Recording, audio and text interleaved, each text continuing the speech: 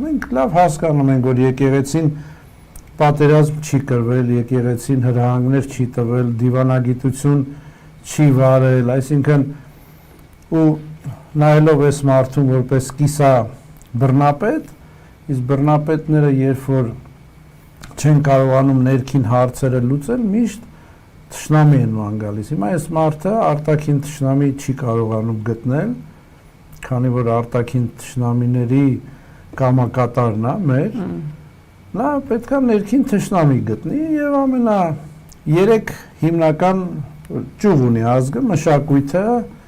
կրոնը եւ բանակը։ Հիմա բանակը արդեն